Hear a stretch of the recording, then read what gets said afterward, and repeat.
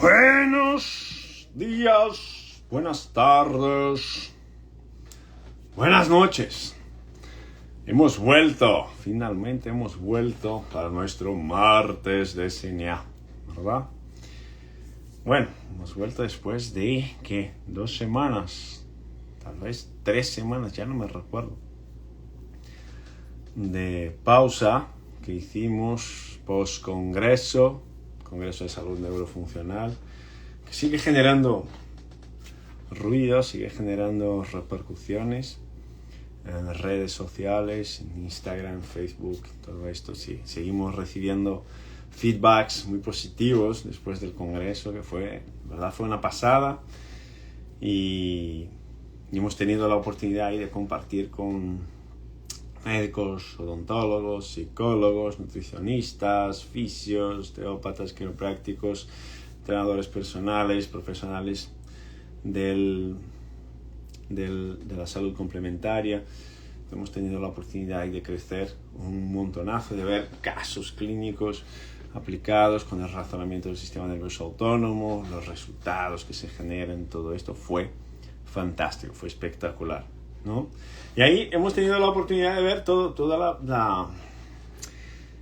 la amplitud que tiene el sistema nervioso autónomo y qué tan lejos podemos llevar nuestros pacientes si tenemos en cuenta un razonamiento clínico más estructurado, obviamente teniendo en cuenta el sistema nervioso autónomo como uno de los ejes de regulación sistémica, porque pensamos mucho en cómo generar cambios en los síntomas de nuestros pacientes. Esto es correctísimo. El paciente viene a buscarnos siempre por los síntomas, es lo que reconoce como problema al fin y al cabo. Pero si hay síntomas de algo, lo que deberíamos estar pendientes es que si hay síntomas de algo es porque algo falla.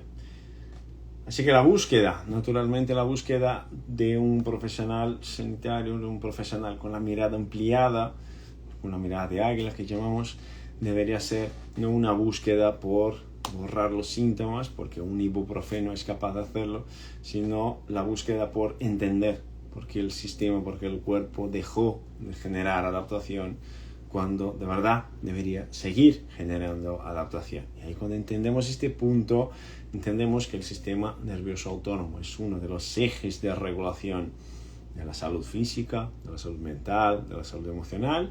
Y cuando entendemos que al ser un eje de regulación necesita ser contemplado en la clínica, porque es un eje de regulación sistémico, multisistémico, como me gusta decir, es uno de los marcadores de respuesta clínica, un biomarcador, como quieras llamar, ¿no? Entonces ahí en el Congreso hemos tenido esta oportunidad de construir una mirada un poco ampliada sobre todo este universo. Y hoy volvemos para hablar más del sistema nervioso autónomo, para hablar más de cómo el sistema nervioso autónomo puede ayudarnos a tener mejores resultados clínicos con nuestros pacientes. Así que más allá del Congreso, que ya está superado, ahora tenemos que remontar, ¿no? Nos da el bajón post-Congreso. Estamos aquí en Texas, ¿ves? Es muy curioso, no sé si se puede ver ahí, pero las casitas ahí al fondo, así como en las películas que estamos acostumbrados a ver, ¿no? Algunas incluso películas de terror. Y es muy curioso estar en ambientes diferentes porque te empieza a expandir la mente, te empieza a ampliar la mirada, y esto nos ayuda, claro, cada vez a tener más ideas, más insights, y entender diferentes formas de trabajar el sistema autónomo dependiendo del contexto de nuestros pacientes. Muy bien.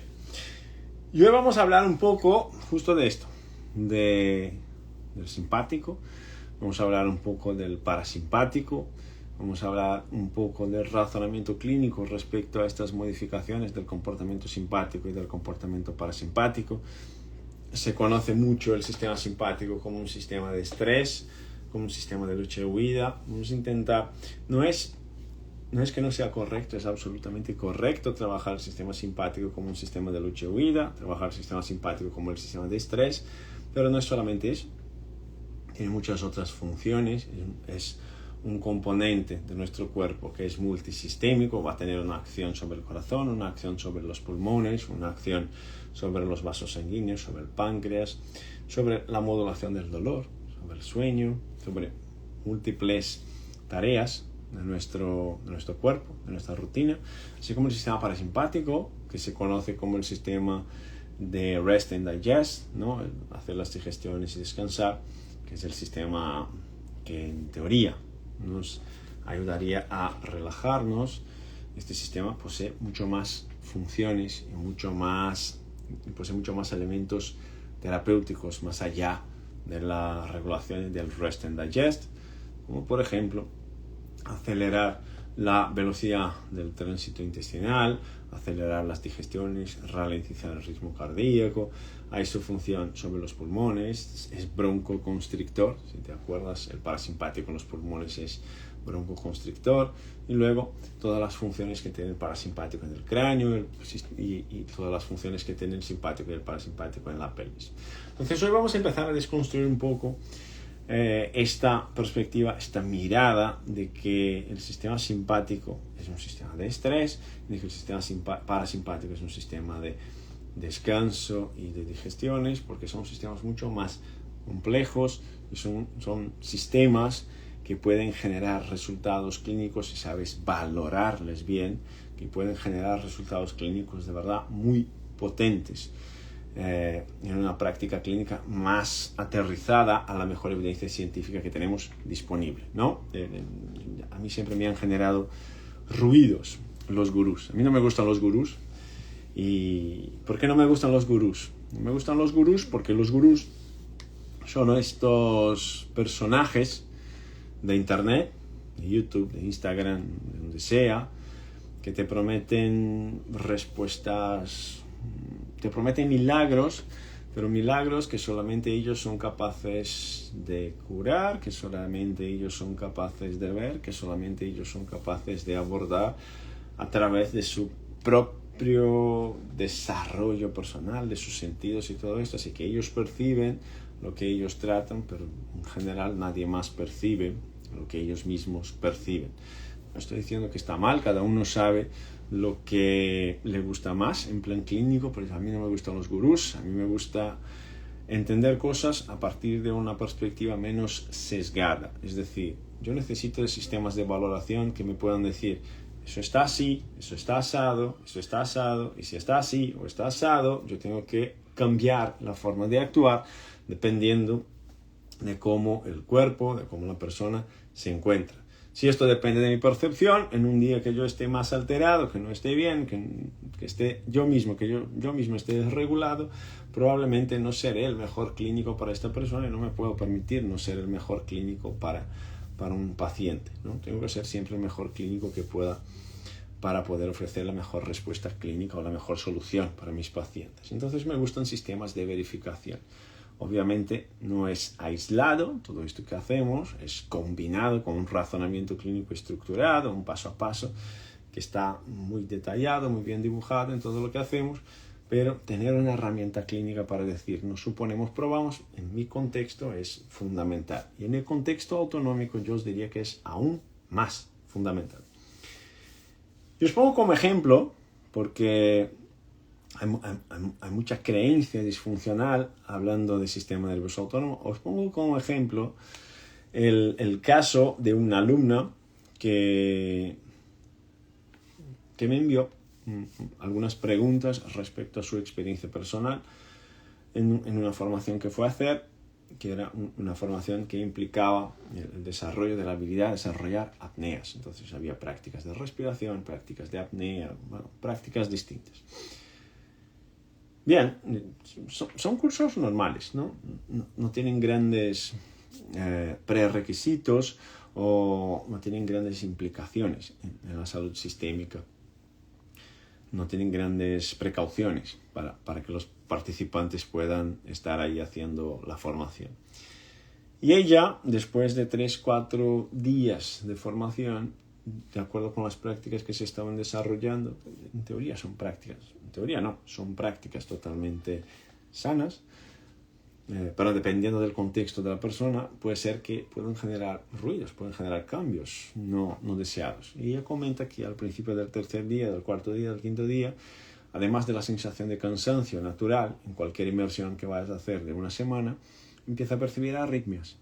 Y como ella está en la categoría el que aprende no depende, porque es nuestra alumna, empezó a medirse y ha visto que tenía arritmias de repetición cuando sacaba sus métricas, sus verificaciones, y era algo que no estaba ahí antes de empezar el curso. Pero es un curso de apnea, es un curso que utiliza prácticas de respiración, lo que debería generar una mejor actividad parasimpática, pero para que su sistema, al fin y al cabo a su sistema, lo que terminó por generar fue un aumento de la carga de estrés, y no solamente un aumento de la carga de estrés, sino también una desregulación del ritmo cardíaco. ¿Qué puede pasar? Puede pasar en algunas situaciones con algunas personas. Pero es justo este el punto que nos interesa más. Cuando hablamos de sistema autónomo, hablamos de un sistema no lineal, es decir, tenemos que saber verificar cómo está su funcionamiento, porque cuando vayamos a buscar estas prácticas, estos tratamientos, estas herramientas que se proponen a ser terapéuticas, tenemos que tener métricas para poder medir el resultado de las herramientas que estamos utilizando, de las técnicas que estamos utilizando, de las prácticas que estamos realizando. Tenemos que tener herramientas más allá del bienestar, porque el bienestar es algo que está sesgado. Yo ayer por la noche aquí en la casa de mi cuñado fue muy curioso porque mi suegra hizo una tarta de galletas, ahí tal, lleva dulce de leche y todo esto, no sé qué, y se fue media tarta, la mitad de la tarta se fue. Estábamos ahí mi cuñado, yo, mi cuñada, Ruby, ella misma, mi suegra, Alice y la peque, que se llama Liz, que es nuestra sobrina, y se fue la mitad de la tarta. Entonces, bueno, la tarta llena de azúcar, de galletas, de harinas y todo esto. Me vas a decir, pues esto no es sano. Pues el contexto es el rey. Si la cantidad no es excesiva, no tiene por qué ser malo. Pero fíjate, al final, cuando hemos terminado el postre, estaban todos contentos. Todos se sentían bien, muy bien, de hecho. ¿Por qué? Porque habíamos comido un postre, el postre estaba rico. Esto es igual que la percepción del paciente cuando termina una consulta. Es un postre, el postre estaba rico, yo me percibo bien. ¿Eso significa que el cuerpo no está mal estresado? Pues no, en este momento, aunque nos percibiéramos bien, el cuerpo estaba mal estresado. Había una carga de glucosa brutal para lidiar, el páncreas estaba trabajando a full, el estómago estaba trabajando a full, había insulina por todos los lados del cuerpo. Pero nuestra sensación, ¿cuál era? Nuestra sensación, nuestra percepción era de bienestar. Y fue curiosísimo. ¿Por qué curiosísimo? Ahí, si tuviéramos un medidor de glucosa, estaría roto el sistema. Si estuviéramos tomando la variabilidad, probablemente el sistema estaría súper en estrés. Si estuviéramos midiendo la actividad del vago, probablemente íbamos a ver una actividad del vago cardíaco disminuida. Pero fue curiosísimo porque luego fuimos todos a dormir, ahí por cerca de las 10 de la noche más o menos. Es rarísimo dormir a estas horas. En Madrid me resulta casi imposible hacerlo, pero aquí sí. Cambio de contexto, cambio de rutinas. Y es rarísimo porque a las 3 de la mañana estábamos todos despiertos. Fijaros, yo estoy aquí en la habitación, aquí es la habitación que estoy con Ruby. Aquí, justo aquí al lado, está mi suegra, que está durmiendo con Alice, y justo encima aquí está el piso de mi cuñado. Yo me desperté a las 3 de la mañana, papá se me despertó, me abrí los ojos. Luego en 5 minutos empecé a escucharle a Alice, aquí en la habitación al lado, diciéndole a su abuela, tengo hambre. Y en 5 o 10 minutos empecé a escuchar pasos en el piso de arriba. Es decir, a las 3 de la mañana estábamos todos despiertos. ¿Qué significa esto? Significa probablemente que el postrecito que hemos comido por la noche, que aunque estuviéramos sintiéndonos genial, que el postrecito probablemente fue una carga estresora demasiado alta, y al fin y al cabo hemos coincidido que a las 3 de la mañana estábamos todos despiertos, en esta fase de transición de ya la noche, cuando empezamos a salir más de la primera mitad de la noche y empezamos a entrar más en la segunda mitad de la noche, cuando el cuerpo empieza a calentarse más, el sueño es más liviano, resulta que todos estábamos despiertos todas las 3 de la mañana. Pero fijaros, la sensación que teníamos cuando hemos terminado la cena, una sensación de placer, una sensación de bienestar, una sensación de qué gusto estar aquí, estamos disfrutando, son vacaciones. Y entonces esto pasa igual en consulta, si os dais cuenta, pasa igual en consulta. A un paciente le puede pasar que se percibe genial al final de la consulta, pero que el cuerpo esté teniendo dificultad para adaptarse a lo que se le está proponiendo. Luis, ¿a qué te refieres con a qué se lo está proponiendo? Puede ser entrenamiento muscular, por ejemplo, puede ser control neuromuscular, puede ser entrenamiento físico, puede ser pilates, puede ser una clase de respiración, puede ser una clase de yoga, puede ser una sesión de acupuntura, puede ser una sesión de osteopatía, puede ser una medicación, puede ser una dieta, puede ser una sesión clínica con un psicólogo, puede ser un tratamiento psicológico, cognitivo, un tratamiento psiquiátrico, pueden ser varios elementos que tenemos que incorporar en el tratamiento de nuestros pacientes, pueden generar estos cambios. ¿Okay? Entonces, lo primero que tenemos que hablar cuando hablamos del sistema nervioso autónomo es que el sistema nervioso autónomo rara vez la calidad de la función autonómica cuadra con nuestra percepción de bienestar. Eso es lo primero que tenemos que poner ahí, apuntar. Rara vez nuestra percepción de bienestar cuadra con la función autonómica, cuadra con la regulación de la función autonómica. Rara vez. ¿Qué significa esto? Luis, me estás diciendo que yo no me puedo fiar de mi percepción para decir cómo estoy. Justo esto. No puedes fiarte de ti mismo para decir cómo estás. ¿Por qué? Porque estamos sesgados. Es esto. Y lo que percibimos eventualmente es muy limitado. Estamos sesgados por una percepción química de bienestar. Y si yo me percibo bien, ¿significa que estoy bien? No. Puedes estar mal, pero puedes percibirte bien porque son sensaciones transitorias. Entonces ahí ya empezamos a salir de una perspectiva de cómo te percibes, que esto es importantísimo, obviamente, para que el paciente se enganche en el tratamiento, pero tenemos que avanzar en este contexto para algo que sea además de cómo te percibes, déjame ver cómo tu cuerpo se está adaptando a lo que estamos haciendo. Y es ahí donde entra el sistema autónomo. Es ahí donde entra el sistema vagal, parasimpático. Es ahí donde entra el sistema simpático. Es ahí donde entra la adrenalina. Es ahí donde entra la noradrenalina. ¿Okay? Entonces, es ahí, en este punto que nos interesa. Entonces, fijaros lo siguiente. El sistema simpático, en líneas generales, es un sistema que va a tener dos rutas que nos interesan en plan clínico. Y esto podemos considerar fatiga crónica, dolor crónico, ansiedad, depresión, inflamación abdominal, problemas de permeabilidad de barrera, diversos problemas clínicos. El sistema simpático va a tener dos rutas diferentes con neurotransmisores diferentes que son importantes para nosotros. La primera ruta es una ruta más periférica. ¿Qué significa esto? El sistema simpático, si os recordáis, sale de la columna torácica, desde el primer nivel medular torácico, llamamos esto de T1, baja por toda la médula torácica y va a llegar más o menos al nivel de la segunda vértebra lumbar, donde hay algo aún ahí de médula espinal. Entonces el sistema simpático sale de las vértebras torácicas, desde T1 hasta L2, de la columna vertebral. Ahí. ¿Qué significa esto? Que podríamos encontrar en la literatura científica este sistema simpático como siendo descrito como un sistema toracolumbar, porque sale del sistema torácico y sale del sistema lumbar. Y de esta zona, de la zona torácica y de la zona lumbar, saldrán nervios que van a recoger diferentes caminos. Uno de ellos, la parte más periférica de nuestro cuerpo, por ejemplo la piel, los vasos sanguíneos que son más periféricos, los músculos erectores del pelo, por ejemplo. Este sistema simpático que es más superficial, por ejemplo, que suele manifestarse en la hiperhidrosis, por ejemplo, se sudan mucho las manos, se sudan mucho las axilas o los pies.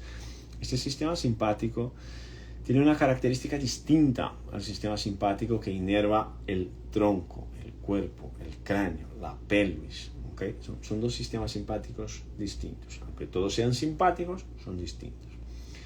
Son distintos porque, Luis, porque este sistema más periférico, ¿okay?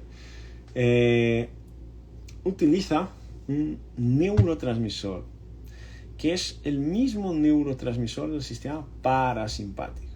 Entonces, el sistema más periférico utiliza como neurotransmisor lo que llamamos de acetilcolina y es sistema simpático.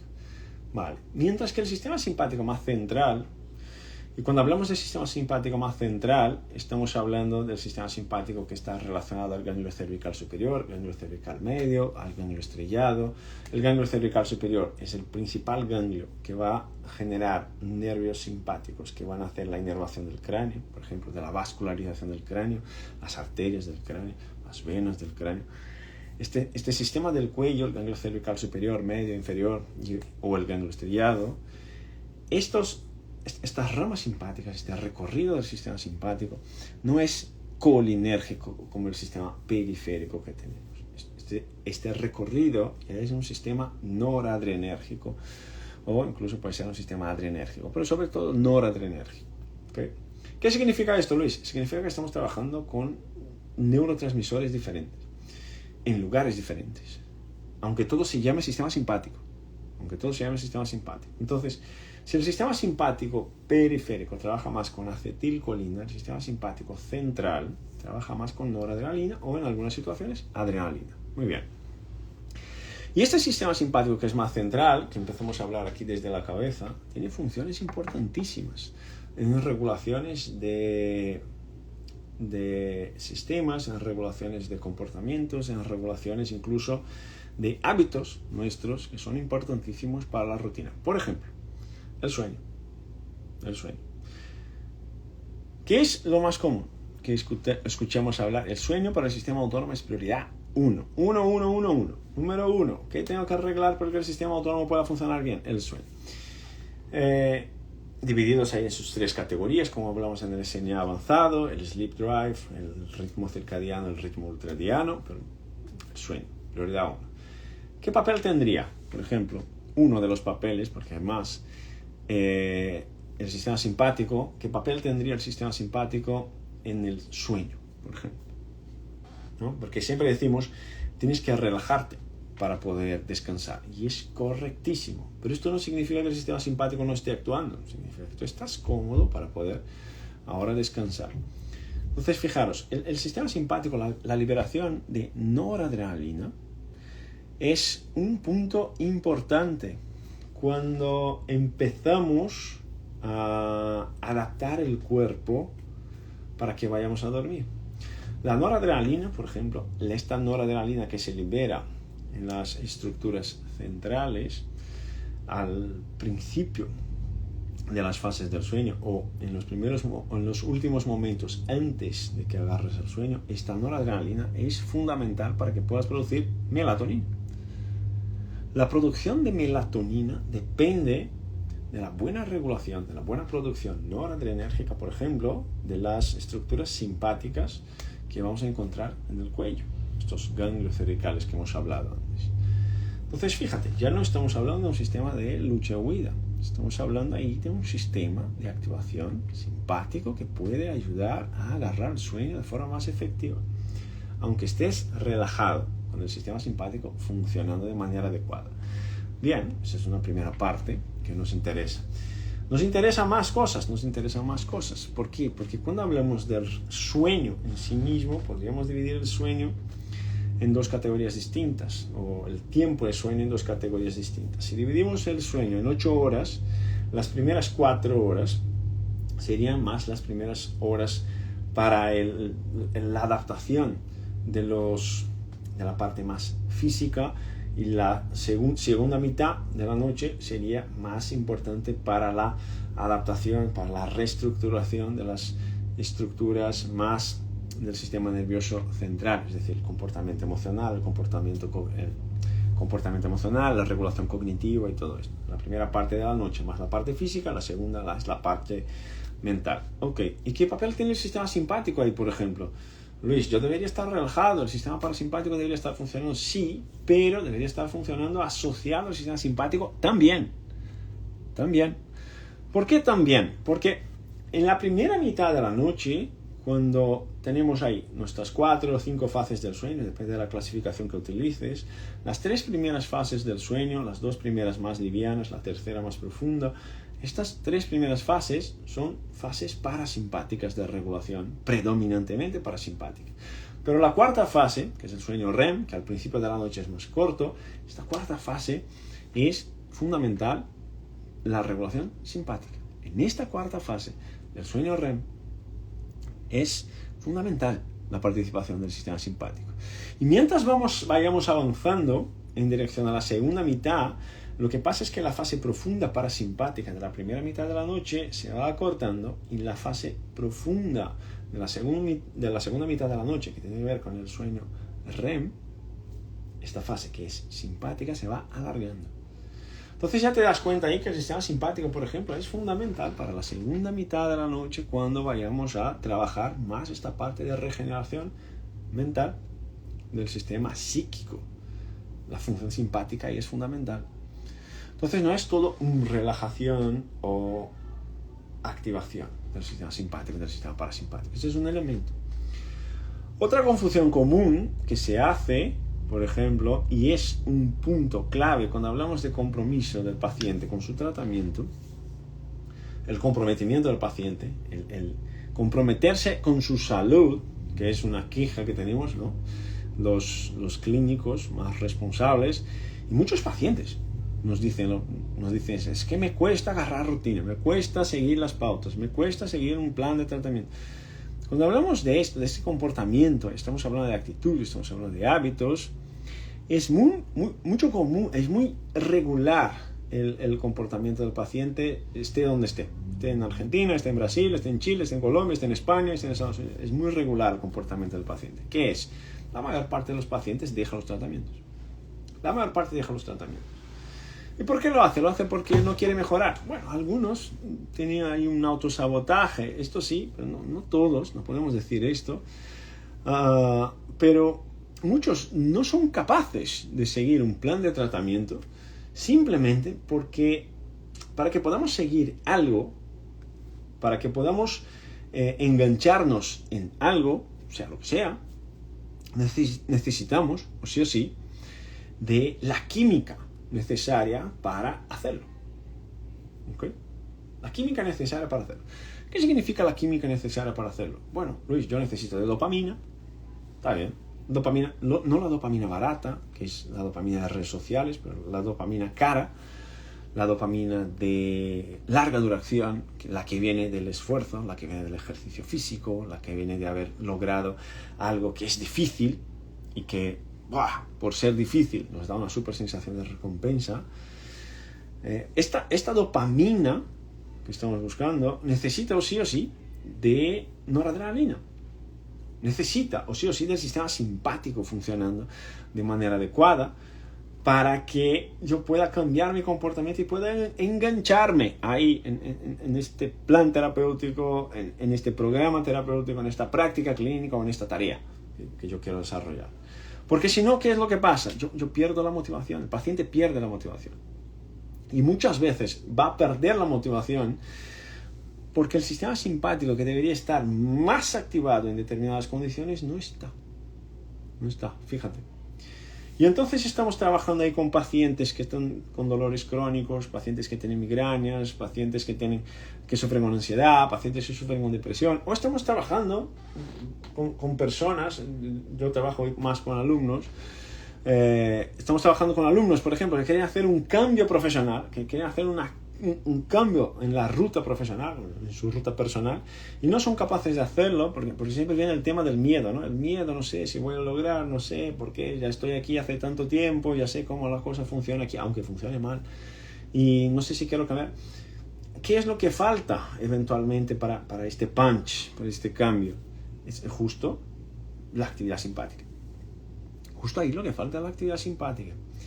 No es la actividad simpática sostenida todo el día, obviamente, no es esto que estamos hablando, pero es tener en este momento la química necesaria para poder asumir el compromiso y tener el comportamiento esperado o que uno mismo espera de sí mismo para poder avanzar en estas pautas de regulación, en este tratamiento, en este recorrido, en este cambio de rutina que quiero generar en mi paciente, cambio de rutina. Entonces ahí el sistema simpático es fundamental. Y si no lo medimos, no lo sabemos. ¿Y cómo se percibe uno cuando está en esta situación? Bueno, yo no conozco a una persona, Eva, yo no conozco a ninguna persona que haya dejado un tratamiento que se haya sentido mejor. Entonces, yo estoy en una dieta, Luis, aquí la dieta que quiero hacer para poder perder peso, para poder adelgazar, para poder regular el páncreas, regular la modulación del dolor, porque ya sabemos que si hay más glucosa circulante, hay más activación de nociceptores periféricos, hay más percepción de dolor musculoesquelético, visceral, de lo que sea. Entonces yo quiero adelgazar, tengo aquí mi plan de dieta y pues que la verdad es que ya es la quinta vez que he fallado otra vez en seguir el plan de dieta, me cuesta mucho la cabeza, me cuesta mucho la rutina. Yo no conozco a nadie que se sienta mejor al haber fallado en cumplir con un plan. Yo solo encuentro a personas que se sienten peor al no haber cumplido con un plan, porque quieren cambiar, pero la química no les facilita. Este es un contexto, por ejemplo, donde uno se percibe súper estresado. Si le miras desde fuera, lo vas a percibir súper estresado, porque está frustrado, porque no logró hacerlo. ¿Y cuál es la conclusión obvia si no sabemos medirlo? Si no sabemos medir, la conclusión obvia es que está estresado. Si está estresado, el sistema simpático está hiperactivado. Y en este contexto que estamos hablando es justo al revés. El sistema simpático no es que esté hiperactivado. El sistema simpático le cuesta activarse para poder engancharse, para meterte en la ambición de túnel, para poder enfocar, para poder desarrollar una tarea, aunque sea una tarea que vaya a llevarnos para un lugar más beneficioso. Nos cuesta, porque la química no es la química correcta. Y entonces me llega este paciente a la consulta, o te llega a ti a la consulta, con crisis de ansiedad, con problemas de regulación del humor, o con problemas de depresión, o que quiere aprobar oposiciones y no sé qué, y no logra adelgazar, no logra cumplir el plan terapéutico, no logra cumplir con pautas sencillas que les pedimos a veces. Es, ve a dormir 30 minutos antes, y es que no logro, no tengo la fuerza de la voluntad para hacerlo, no encuentro motivación para hacerlo, y no logro hacerlo. Y me va a volver a la semana siguiente con los mismos puntos gatillos que tenía ahí, me va a volver en la semana siguiente con la misma migraña que tenía ahí, me va a volver en la semana siguiente con el mismo sobrepeso que tenía, me va a volver con los mismos problemas de regulación emocional, cognitivo y todo eso. Bueno, y entonces las técnicas, las herramientas que tengo yo para utilizar en consulta, ¿me van a valer? Probablemente vas a perder ahí un 50%, 60% de efecto de todo lo que serías capaz de generar en consulta si contaras con un sistema autónomo regular. Lo vas a perder porque la capacidad del sistema de regularse es disminuida. Entonces, encontrar técnicas externas que vayan a ayudar al paciente a mejorar será más complicado, porque el sistema en sí mismo, el cuerpo en sí mismo, no se regula. ¿Entiendes? Si el cuerpo no se regula, cualquier cosa que yo intente traer desde afuera para poder generar cambios hacia adentro, va a perder efecto, va a perder 40, 50, 60% de efecto. ¿Por qué? Porque estoy intentando buscar una solución externa para un problema que es interno. Y si yo no busco esta regulación del problema interno, lo que pasa es que siempre voy a necesitar de soluciones externas para poder regular el sistema interno. Y esto es una búsqueda de por vida, va de por vida, porque no regulamos nada, estamos buscando borrar síntomas. Y ahí entra el sistema autónomo. ¿Okay? Ahí entra el simpático, ahí entra el parasimpático, ahí entran las mediciones que hacemos. Y esto estamos hablando de este circuito alto. ¿Okay? Podríamos estar hablando de otros circuitos. Podríamos estar hablando del circuito torácico, por ejemplo, del circuito cardíaco, del circuito pulmonar, o podríamos estar hablando del circuito abdominal, o podríamos estar hablando del circuito pélvico. El sistema craneal, el sistema torácico, el sistema abdominal, el sistema pélvico, todos ellos trabajan con el tema noradrenalina o con adrenalina. ¿Okay? Aquí estamos en el sistema central, diferente del sistema periférico que estábamos hablando antes. Entonces, por ejemplo, una otra cosa. Bea, ¿qué tal estás? ¿Todo bien? ¿Has vuelto bien a casa? La inmersión estuvo increíble, ¿verdad? fijaros, hablando del sistema abdominal, que es un sistema que suele presentar muchas quejas. De hecho, dietas antiinflamatorias, ¿no? Si vas hoy a la Casa del Libro, por ejemplo, en Madrid, vas a encontrar 75 libros con dietas antiinflamatorias. No hay dieta antiinflamatoria. Toda dieta es inflamatoria. Si comes, te inflamas. Y si no comes, te inflamas también. ¿Okay? Inflamar no es un problema. El problema es estar crónicamente inflamado y no desinflamarte. Ese es el problema. Entonces hay mucha búsqueda por solución de problemas abdominales. Me refiero a problemas abdominales como problemas de digestión, problemas de control del reflujo gastroesofágico, digestiones pesadas, o saciedad precoz, o acumulación de gases abdominales, problemas de absorción de los nutrientes, problemas en la defecación, problemas de tránsito intestinal acelerado, por ejemplo, inflamación abdominal todo el tiempo, intolerancia, sensibilidad alimentaria. Estamos hablando del sistema abdominal en sí mismo. Lo primero que nos viene a la cabeza, o lo primero que viene a la cabeza, que es lo más obvio, y está bien que sea lo primero que viene a la cabeza, pero en una mirada de águila tenemos que avanzar en este contexto, ¿okay? Que no sea solamente esto que nos venga a la cabeza. Lo primero que nos viene a la cabeza es la comida en sí misma. Y está bien, y está perfecto, porque es lo más obvio. Lo más probable es que se esté comiendo algo, o la cantidad, que no sea algo, pero que sea la cantidad de cosas que estamos comiendo, que no esté sentando bien. Es lo más obvio, y siempre vamos a lo más obvio primero, ¿no? La navaja de ojo. Cuando hablamos de esto, lo más obvio sería, bueno, vamos a echarle un ojo en cómo está la dieta, a quien le toque, ¿no? Al nutri, al médico funcional, a quien le toque. Yo no entiendo nada de dieta, yo entiendo de patrones, es lo que busco para saber también si tengo que derivar a este paciente a un nutricionista, a un médico funcional. Lo que vamos a buscar es, ¿qué es lo que comes? ¿Cuál es la cantidad que comes? Las horas en que comes, ¿no? Es la crononutrición. Si tienes intolerancia, si hay alguna cosa que comas que cambia el comportamiento general, si hay algo que comas que cambia para más, si hay algo que comas que cambia para menos, o si comer no cambia nada. ¿No? Son puntos que nos interesan. Y la verdad es que en muchas personas vamos a encontrar patrones de alimentación disfuncional, y en muchas personas, patrones me refiero a los alimentos que está consumiendo, y en muchas personas vamos a encontrar horarios disfuncionales. Yo como a la medianoche, a la 1 hora de la mañana, a las 3 de la mañana. En muchas personas vamos a encontrar hábitos disfuncionales. Yo como una vez al día, hago ayuno 18 horas, como siempre una vez al día y en esta ventana de 6 horas, y practico una actividad de endurance, es decir, salgo a correr maratones. Vamos a tener problemas, no somos capaces de reponer la energía necesaria. Incluso podríamos pensar, como dijo NutriPaul, el cómo, no solamente el qué, la cantidad, las veces, pero el cómo estás comiendo. Estás masticando de los dos lados, es una masticación lenta, el ambiente es oportuno para que puedas tener buenas digestiones, ¿no? Y es lo más obvio, y está perfecto. Pero podríamos avanzar para más allá del obvio, aún hablando del sistema simpático y el sistema parasimpático. Podríamos hablar para algo que vaya más allá del obvio. ¿Qué es algo que en este contexto podría ir más allá del obvio? ¿Cómo está la regulación nerviosa? El sistema nervioso responsable por la inervación gastrointestinal, ¿cómo está funcionando? Y el sistema nervioso que regula el sistema gastrointestinal, estamos hablando de 3 circuitos principales. Estamos hablando del sistema entérico en sí mismo, que es el sistema entérico, es la parte más interna del sistema autónomo que está ahí en el tracto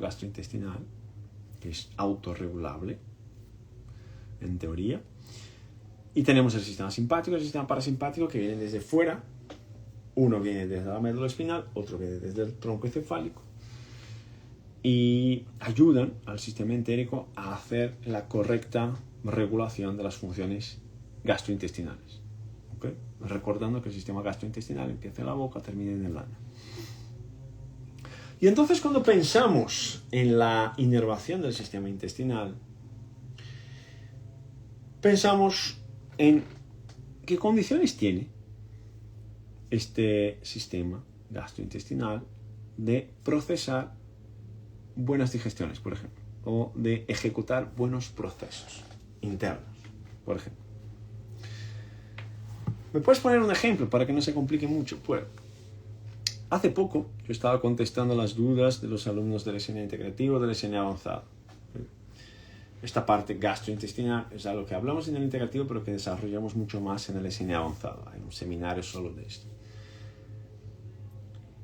Y en 2 o 3 casos, el relato fue el siguiente. El paciente llega con dolor cervical, paciente mujer, 45 años o 50 años una, si no me equivoco, un poco más de 50 la otra y 18 años otra. Entonces, un adolescente, una mujer que tal vez ya estuviera en la perimenopausia, otra que ya estaba en la menopausia, por ejemplo, y una con el ciclo menstrual totalmente activado, 18 años. Y en las tres, hubo un relato en el siguiente contexto. Una historia de problemas intestinales, una historia de estreñimiento previa, que eventualmente cursaba con diarrea, pero luego volvía al estreñimiento. Y los momentos en que empeora son los momentos que están relacionados al estrés emocional. Con esta descripción. Luego, el análisis del sistema autónomo en supino, el análisis del sistema autónomo sentado, el análisis del cambio, de la diferencia de uno al otro, luego las valoraciones de campos receptores, trigeminales, torácicos y abdominales. Pero con esta característica, si os dais cuenta.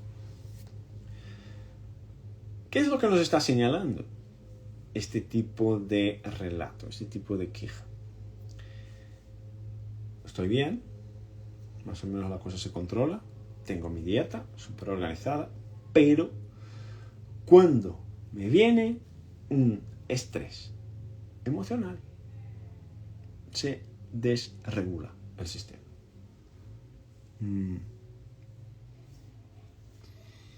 ¿Qué nos está enseñando este paciente? ¿Qué te está diciendo este paciente? ¿De dónde sale el sistema nervioso que inerva el sistema intestinal, el sistema gastrointestinal? Otra vez, sale de la médula espinal, sale del tronco encefálico. Médula espinal, tronco encefálico, si no estáis muy pendientes de la neuroanatomía, esto es sistema nervioso central. ¿Okay? ¿Qué nos está diciendo este paciente? Sin decirnos nada, ¿qué nos está diciendo? Nos está diciendo lo siguiente: mira, la dieta me regula. ¿Okay? Si mantengo una buena dieta, la dieta me controla más o menos bien, puedo llevar una buena vida con la dieta que llevo. Así que está fantástico. Poniendo cositas eventualmente para que el sistema pueda adaptarse a estímulos diferentes, para que no sea un sistema que solo se adapta a un estímulo, pero más o menos me adapto. Pero cuando me entra un gatillo cognitivo, cuando me entra un gatillo emocional, cuando es algo que me quita la posibilidad de controlar, porque no somos capaces de controlar situaciones estresoras, somos capaces de controlar nuestra respuesta a situaciones estresoras, pero la situación estresora en sí misma no somos capaces de controlar, va a ocurrir, independiente de nuestras ganas. Cuando me entra una situación que está fuera de mi control, mi sistema intestinal se descontrola, aunque la dieta esté bien. ¿Qué nos está diciendo este paciente? Nos está diciendo lo siguiente: mira, Luis, cuando me entra un estímulo estresor, cuando lo percibo como estresor, esta inervación del sistema intestinal ya no es capaz de controlarse, aunque siga con una buena dieta. ¿Y a qué se atribuye esto? Esto se atribuye a una modificación del comportamiento simpático y una modificación del comportamiento parasimpático del sistema intestinal. Pero el sistema intestinal no tiene la culpa por esta modificación de comportamiento. ¿Os habéis dado cuenta? El sistema intestinal no tiene la culpa. El sistema intestinal en este contexto se queda con la respuesta. Es decir, los síntomas se manifiestan ahí. La dieta me ayuda a controlar eso, pero hay algo que está fuera del sistema intestinal, que está modificando de forma importante el comportamiento intestinal, aunque todo esté regulado ahí abajo. Aunque todo esté regulado ahí abajo. Entonces, ¿qué me está enseñando esto? Hay algo, hay muchos otros algo, ¿ok? Entre comillas, que lo vemos en las formaciones, pero para tener una idea, hay muchos otros algo. Hay algo fuera del sistema intestinal que me está generando síntomas intestinales. ¿Ok? Y entonces yo no puedo intervenir sobre el intestino ahí para regular esto. ¿Por qué? Porque el problema no está en el intestino, la respuesta está en el intestino, la pregunta no. Lo que me está generando esta mala adaptación no está en el intestino está pagando la factura. ¿Se entiende esto, sí o no? Y esto viene a la raíz de ¿qué? De una modificación del comportamiento simpático, de una modificación del comportamiento parasimpático. ¿Qué tengo que hacer yo como clínico? Medir para saber cómo el sistema se adapta. Y al entender cómo se está adaptando, soy capaz de elegir rutas de corrección. Pero si yo no entiendo y sigo insistiendo con la dieta, lo que va a pasar es que este bucle seguirá. Siempre que hay un descontrol emocional, se desregula otra vez. Porque el problema no está en el sistema intestinal, la respuesta está en el sistema intestinal. Y viene a través de la regulación simpato-vagal, del simpático, del parasimpático. Ok, ahora imagínate lo siguiente, que no es raro, no es nada raro. Que este mismo paciente que tenga este tipo de problema, en este contexto que estamos hablando, un colon irritable, por ejemplo, pacientes con fibromialgia, pacientes que sufren con dolor crónico, por ejemplo, son pacientes que tienen mucho esta característica. Esta persona te dice, tengo migrañas, tengo dolor lumbar. Vale, vamos a poner dolor lumbar, es más fácil, más común, más corriente para todos. Tengo dolor lumbar. Y lo que pasa es que cuando me estreso me altera más el sistema intestinal, pero no solo me altera el sistema intestinal. Me duele más la columna, me duele más las lumbares cuando me estreso. ¿Dónde va a intervenir una persona que no tiene esta mirada ampliada? Va a intervenir sobre el sistema muscular local, va a intervenir sobre los puntos gatillos locales, sobre la fascia local, sobre los ligamentos, sobre las vértebras, sobre el sistema muscular local, va a intentar trabajar el psoas, va a intentar trabajar las vísceras abdominales. ¿Y qué va a pasar? Que no va a lograr regular nada. Aunque el dolor baje, un ibuprofeno puede bajar el dolor, el sistema sigue desregulado. Y esta persona está buscando una asistencia para su dolor lumbar. En las lumbares está la respuesta, pero no está la pregunta. Parte de la regulación que estamos buscando no está en las lumbares, parte de la regulación que estamos buscando en este contexto no está en el sistema intestinal.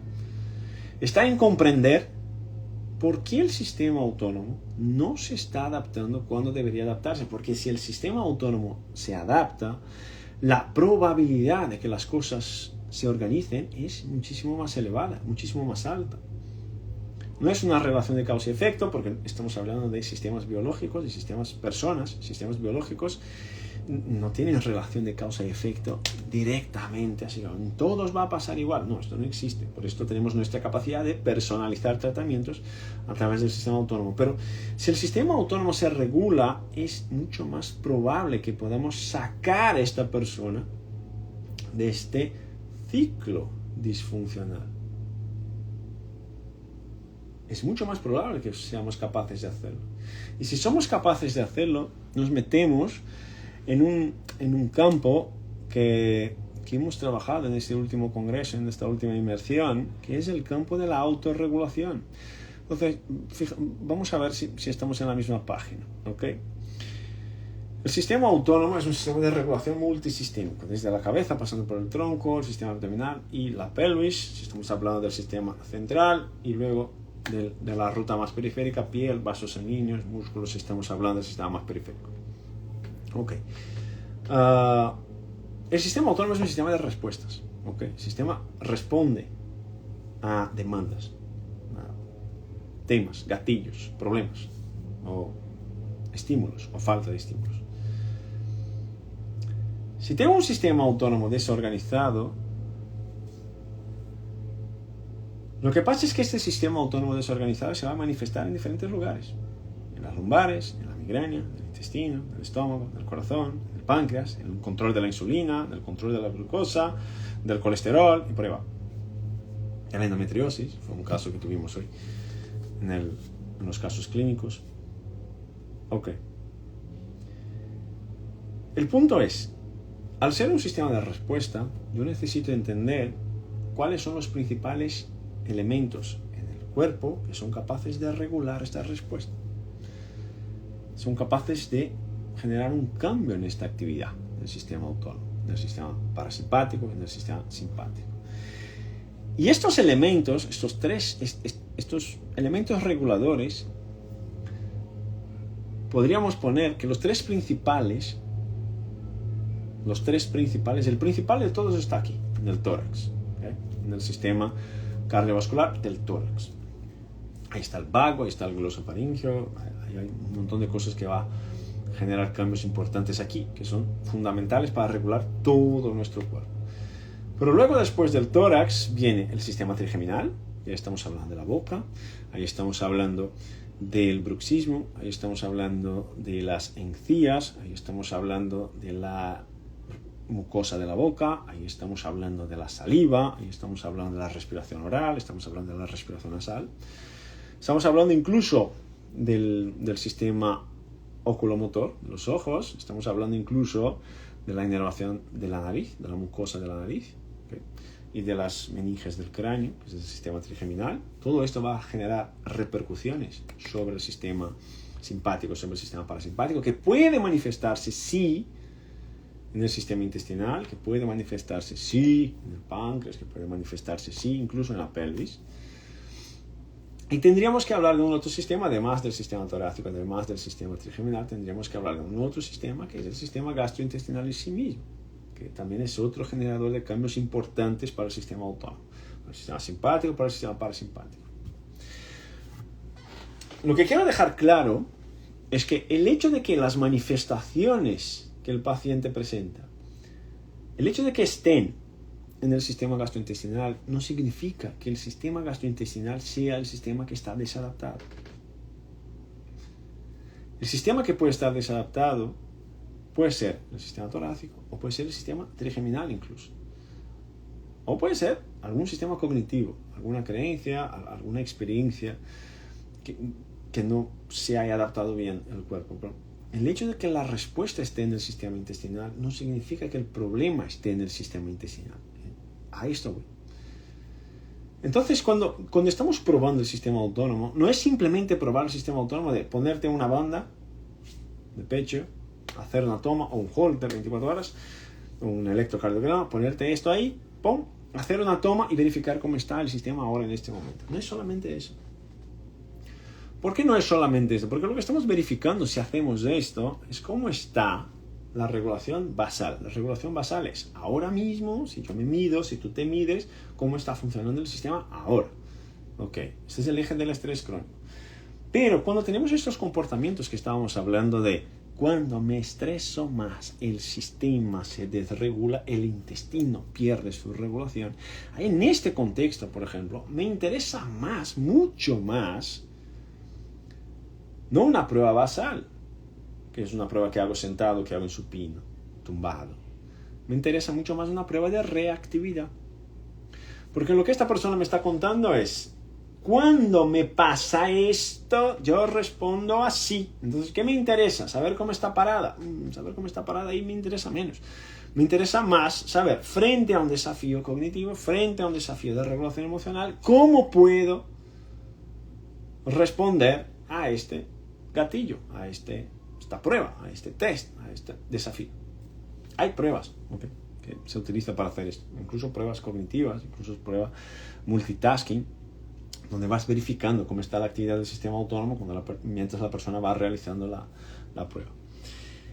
¿Y esto en qué nos ayuda para la regulación del cuerpo, para la regulación de los dolores, por ejemplo, de nuestros pacientes? Nos ayuda en un contexto de que si este paciente me llega con dolor lumbar y tiene todo esto desadaptado, si yo entiendo que esta desadaptación no viene de las lumbares, pero entiendo de dónde viene, soy capaz de empezar a trabajar sobre esta zona, sobre si llamamos esto del loop de regulación, empezar a trabajar sobre este loop de regulación y verificar los efectos en la zona lumbar. Verificar los efectos sobre el control de los síntomas intestinales, puede ser. En la absorción de los nutrientes, en la absorción de los alimentos, en el metabolismo de los gases, de producción de gases, por ejemplo, en el reflujo, incluso en la capacidad de tolerar diferentes tipos de alimentos sin que esto genere una inflamación potente sobre el sistema intestinal. Así que esta mirada, esto llamamos de mirada de águila, esta mirada ampliada, parte de un principio de que si si hago el razonamiento que tengo que hacer, tengo los datos que tengo que tener, si soy capaz de estructurar la mente en este contexto y de sacar las pruebas necesarias para entender el razonamiento clínico, voy a poder intervenir sobre estas lumbares, sobre este sistema intestinal, a lo mejor yendo más allá de lo que son las lumbares, yendo más allá de lo que es el sistema intestinal, porque estoy entendiendo que algo en algún otro lugar no se regula y le está afectando a las lumbares, le está afectando al sistema intestinal, pero que no es un problema del sistema intestinal, no es un problema lumbar. Y ahí mi capacidad de personalizar un tratamiento, de individualizar un tratamiento, es brutal, es mucho más potente la capacidad que tengo de hacerlo porque puedo adaptar el estímulo a la respuesta del cuerpo. Y más, avanzando aún más, puedo entender por qué el cuerpo no responde al estímulo que debería responder y actuar sobre esto. Y cuando actuamos sobre esto, somos capaces de generar regulaciones que al principio parecían imposibles. ¿Qué fue? Si os dais cuenta, para los que han estado con nosotros en el Congreso, el caso clínico, que fue el ganador del mejor premio de presentación online de caso clínico, que fue de Paula, de Marbella, era un caso clínico que hablaba del sistema trigeminal y que hablaba de arritmias cardíacas, y cómo el sistema trigeminal estaba influyendo directamente sobre las arritmias o las arritmias sobre el sistema trigeminal. Es decir, estábamos trabajando la cara para mejorar la función cardíaca. Fijaros las conexiones que tenemos. Entonces, esto necesito sí o sí medir. Eso necesito sí o sí medir. ¿Vale? Y el sistema inmune, ¿verdad? Y el sistema inmune, obviamente, no tripado. Y el sistema inmune. ¿Por qué no se habla de evidencia? Porque esto todo ya está evidenciado, Juan, pero es que no está evidenciado desde hoy. Esto ya está evidenciado desde... Bueno, lo más cerca que tenemos, lo más reciente que tenemos de evidencias de esto que estamos hablando va a 2002, si no me equivoco, con la vía colinérgica antiinflamatoria. ¿Por qué no se habla de evidencia? Porque eso está evidenciado hace mucho tiempo. Y todo profesional de la salud ya debería conocer esto pues, de hace mucho tiempo. Y si no lo conoce, debería buscar. Debería buscar. Porque todo esto está más que evidenciado. Y uno de los principios que utilizamos para hacer cualquier cosa en el sistema autónomo, al menos en el sistema autónomo integrativo y avanzado, es que esté evidenciado. Si no está evidenciado, ni empezamos a hablar de esto. Y ahí puedes ver en todos los vídeos que tenemos en el canal de YouTube, los artículos que tenemos en Telegram o en los grupos de WhatsApp, pues ver ahí la evidencia que queráis. Todo esto que estamos hablando está más que evidenciado. Más que evidenciado. Y todo profesional de la salud debería saberlo, que fue lo que hemos hecho en este último congreso, trabajando con temas de post-COVID, regulación emocional, regulación del sistema del eje gut-brain, con la charla de nuestra cardióloga de Argentina, que habló del corazón y de la microbiota, de las charlas de Paola, también nuestra nutricionista, hablando del sistema respiratorio y de la del control del sistema gastrointestinal. Entonces, bueno, ¿vale? Sí lo sé, muchas de esas cosas son estudios. Bueno, yo de verdad es que no sé si conozco algún estudio tuyo. Entonces, si quieres enviármelos, a lo mejor ya los conozco, pero no me suena, ¿vale? Pero está evidenciado. ¿Por qué no se habla de evidencia? Hemos hablado de evidencia. En el Congreso solo hemos hablado de evidencia y hemos puesto en evidencia todos los casos clínicos. Enviamos un trabajo incluso a San Diego en el Congreso Médico de Medicina Funcional, hablando de un paciente de Parkinson, que fue el trabajo de Cristina Román, si queréis buscarla, está en Instagram también, Cristina Román, y fue un trabajo espectacular, con un control de los temblores, la velocidad de la marcha, de la cadencia de la marcha y todo esto, trabajando la modulación de los loops de regulación, ¿vale? Entonces, todo esto que estamos hablando está más que evidenciado, ¿vale? Más que evidenciado. Lo que queremos es que los profesionales se enteren de esto, pero no solamente se enteren de esto, es que aprendan a medir y aprendan a cambiar cuando necesario la clínica, cuando necesario cambiar la propedéutica para poder aplicarlo. Porque si no se aplica, se queda en plan teórico y en plan teórico no nos vale. El vago en plan teórico no nos vale, el simpático en plan teórico no nos vale. Si no somos capaces de aterrizar eso a la clínica, no vale. El conocimiento ahí es estéril. Déjame echar un ojo aquí en el chat, que ya vamos con 1 hora. Uy, espera. Tengo aquí.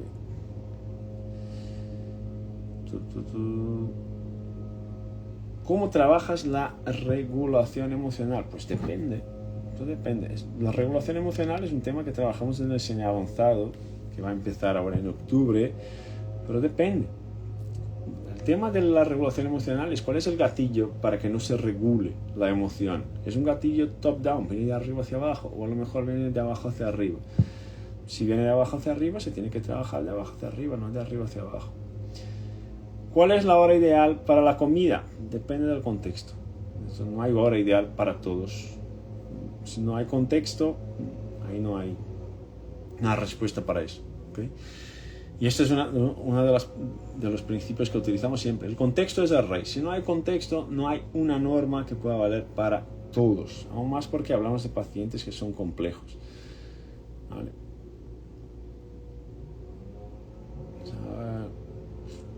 Marta dijo, cada vez más apasionante este planteo. Es verdad, Marta, eso es. Y cada vez salen más artículos y más cosas. Y creo que vamos creciendo mucho en este SN Avanzado 2, que se acerca ahora. Hemos incorporado el tema pelvis, ahora también, porque hay muchos problemas de pelvis, como habéis visto ahí en el Congreso con Rocío Garrido, muchos problemas de pelvis que no se contempla en el SNA, que se podrían generar resultados muchísimo mejores si se estuviera utilizando un razonamiento clínico más amplio, ¿no? Esta mirada de águila que estamos utilizando.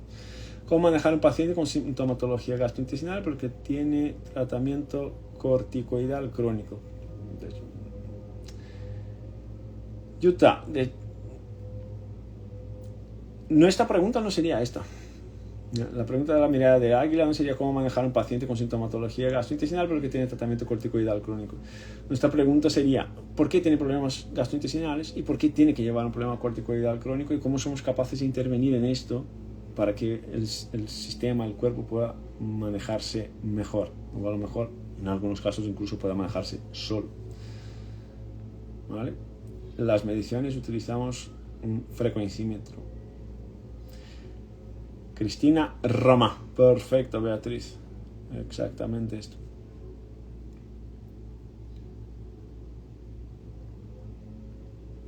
Luis, estoy en la búsqueda de saber, ya me han sacado mis dientes y nadie sabe cuál es el disparador. Me han dicho que es trigémino y ahora nombraste arritmia. Y yo digo, tengo como golpes en el corazón. Esto hace falta una investigación pormenorizada. Y sí, con alguien que entienda del tema. ¿Dónde puedo leer el trabajo premiado? Fue presentación oral, Graciela. Sí, solo los que estaban en el Congreso que lo van a ver, pues presentación oral. Luego vamos a considerar hacer una comisión científica para poder publicar los trabajos, pero esto tarda un poco. Doctora Liliana Cugia, un gusto verte por aquí. Un abrazo enorme. Ok. ¿Tú qué tratas? Yo, personas. Es para mí la pregunta. ¿Tú qué tratas? Personas. Soy fisioterapeuta pélvico y la relación de enseñar es brutal, Angélica, es brutal.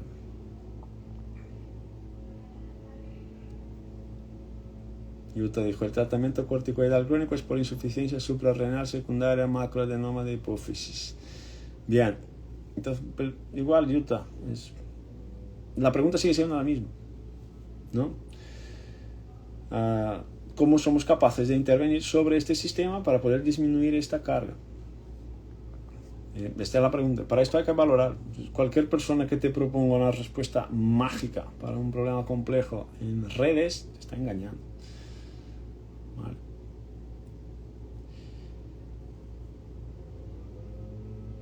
¿Puedo explicar un poco sobre la crisis curativa? Hoy no, porque ya nos da tiempo. Pero en algún otro momento sí, pero no es muy difícil de entender. Vas al gimnasio hoy, empiezas después de 6 meses sin hacer actividad física, te metes en el gimnasio y metes un poco más de carga en el cuerpo. ¿Cómo vas a sentirte mañana? Te estarás destruido mañana, te va a doler todo. Un poco el mismo principio de la crisis curativa. El sistema, para poder resetear, cuando le das estímulos demasiado, lo que va a hacer va a bajar para poder rebotar y luego crecer otra vez. Es lo mismo que pasa con una dieta, tampoco es muy complicado. Empiezas a eliminar el azúcar, se altera el sueño, se altera el ánimo, se altera el humor, se alteran los estados de ansiedad, incluso a veces se altera el tema de empeorar los dolores y todo esto. Mientras mantengas la dieta, a mediano y largo plazo empiezas a obtener los beneficios y esto todo desaparece. Pero lo primero, cuando empiezas a quitar una química del cuerpo, el cuerpo responde a eso. Y a veces la respuesta para que pueda mejorar es una respuesta para abajo, después una respuesta para arriba. ¿Vale? Muy bien, vamos dejando por aquí.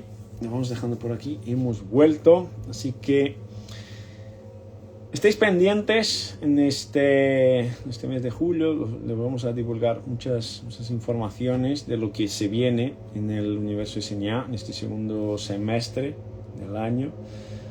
¿Vale? Si sois profesionales de la salud, sabéis que siempre hablamos para todos, pero hablamos mucho más para profesionales de la salud, que es nuestro perfil, se dedica a esto. En agosto vamos a tener un evento de divulgación del sistema nervioso autónomo y todo esto, que es gratuito para profesionales de la salud, para que os podáis meter ahí. Y a principios de septiembre vamos a arrancar con el nuevo grupo de sistema nervioso autónomo integrativo, así como en octubre vamos a empezar con un nuevo grupo de sistema nervioso autónomo avanzado, para quien ya esté aprendiendo un poco del tema, interesado en el tema, que quiera buscar más actualizaciones para sus tratamientos y aterrizar esto, evidenciado por la neurociencia más moderna. Ahí probablemente ya vais a sacar un montón de información y tener la oportunidad de poder seguir aprendiendo y construyendo una mirada ampliada, una mirada de águila, como solemos decir. ¿Vale? Entonces os recomiendo que sigáis echándole un ojo a nuestro perfil para que os vayáis actualizando de todo lo que vamos haciendo y que podáis poco a poco llevar estos beneficios a vuestros pacientes, como hemos presentado en el congreso. ¿Vale? Muy bien. Y luego la semana que viene, ahí vamos a estar, imagino yo, en Orlando. Sí, vamos a hacer ahí el directo siguiente, será desde Orlando. Ahí vamos a llevar a Alicia a Disney, que serían nuestras vacaciones. Y el directo de la semana que viene ya será desde ahí. Después será desde Miami. Después volvemos a Madrid y ahí volvemos a nuestra normalidad. ¿Vale? Muy bien. Ya tenéis ahí un montón de cursos para pensar, darle vueltas con tus pacientes. Hemos hablado del sistema simpático, hemos hablado un poco del sistema parasimpático, hemos hablado de ¿qué más? De interrelación de sistemas. Y más importante de todo, muchos muchos pacientes tienen dificultad en entender lo que decimos.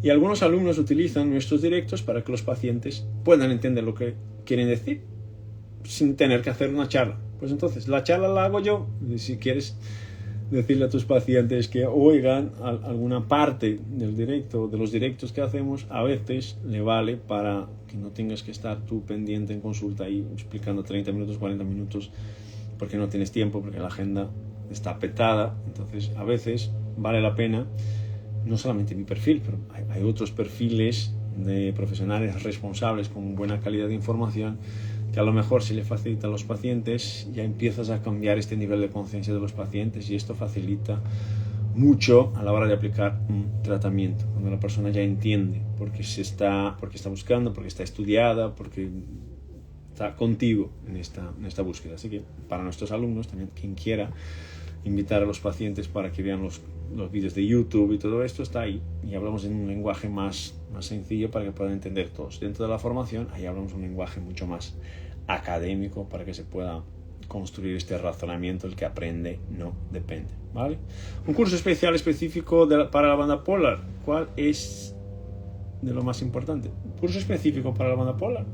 No hace falta, cómprate una banda y tienes ahí las instrucciones, manual de la banda. No hace falta un curso específico para la banda polar. Un curso de razonamiento sí, y este es el diseño integrativo. Vale, el curso para la banda polar, compra la banda polar, lee el manual, ya está, ya eres un maestro en banda polar. Okay. Muy bien, les dejo un abrazo a todos. Ahora voy a comer. Aquí son las 2 de la tarde. Les abrazo a todos. Yo creo que es la primera vez que estoy viviendo, o de las primeras veces que estoy viviendo esto, que la gente se va a dormir ya en España y ya aquí para el día está arrancando para mí, ¿no? Va bien, es un cambio de perspectiva. Contexto es el rey, cambia el contexto.